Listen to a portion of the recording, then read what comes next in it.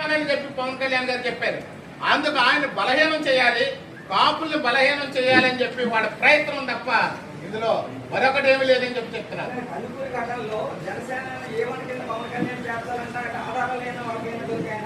అసలు ఆధారాలు కాదు, కేవలం వాళ్ళ పబ్లిసిటీ కోసం ఏదోటి చేస్తే ఒక పబ్లిసిటీ వస్తుందేమో అని చెప్పేసి ఆశపడుతున్నారు. వాళ్ళు ఏం చేసిన వాళ్ళకి పబ్లిసిటీ రాదు. ఎప్పుడు వచ్చిన వాళ్ళ పబ్లిసిటీ ఎలా ఉంటుందంటే ఇంకా పాతాళానికి వెళ్ళిపోయేలా వస్తుంది తప్ప పబ్లిసిటీ వాళ్ళకి అసలు మంచి మార్కులు ప్రజలు వేయడానికి రెడీగా లేరు. ప్రజలకు అసలు 1% కూడా విశ్వాసం లేనటువంటి వైసీపీ పార్టీగా ప్రజలు గుర్తించారు. ఇప్పటికైనా సరే మీ ఆలోచన, మీ ధోరణిని మార్చుకుని మంచి ప్రభుత్వానికి సహకరించండి. ప్రతిపక్షం లేని నాయకులు మీరు కేవలం ప్రతిపక్షం కూడా లేదు, మీ పార్టీకి ప్రతిపక్షమే లేదు. మీ జగన్మోహన్ రెడ్డి ఎక్కడ ఉంటాడండి? ఎప్పుడైనా బయటకు వచ్చి పరామర్శించాడా?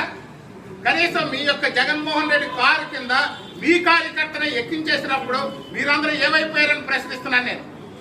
మీ కారు కింద పెడితే, మీ కారు కింద పడిపోయి మీ కారు కింద చచ్చిపోతే కూడా కనీసం శవాన్ని తీసి హాస్పిటల్ కూడా పంపించే పరిస్థితుల్లో కూడా మీరు లేరు.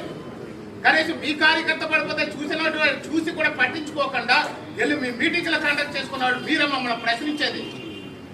ఒక్కసారి ఆత్మ పరిశీలన చేసుకోండి.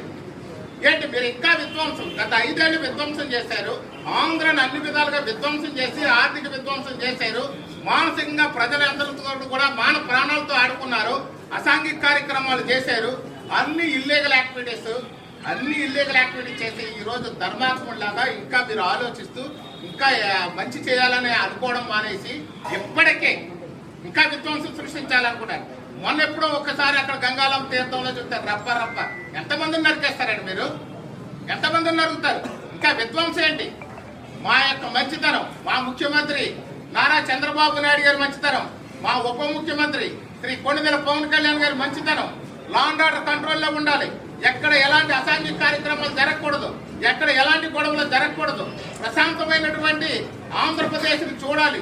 ఆంధ్రులందరూ కూడా ప్రశాంతంగా ఉండాలి, సంతోషంగా ఉండాలని చేస్తున్న ప్రయత్నంలో శాంతి భద్రతలన్నీ కూడా పూర్తిగా కంట్రోల్లో పెట్టుకుని మంచి ప్రభుత్వాన్ని ప్రజలు అనుభవిస్తుంటే ఇప్పటికే మీరు విధ్వంసం చేయాలని చూస్తున్నారు. తస్మాత్ జాగ్రత్త. దయచేసి ఇలాంటివి చేసి ఆంధ్ర ప్రజల్ని, ఆంధ్రుల యొక్క మనోభావాలు దెబ్బతీయొద్దని మిమ్మల్ని హెచ్చరిస్తూ మరొకసారి అందరికీ కూడా ప్రింట్ అండ్ ఎలక్ట్రానిక్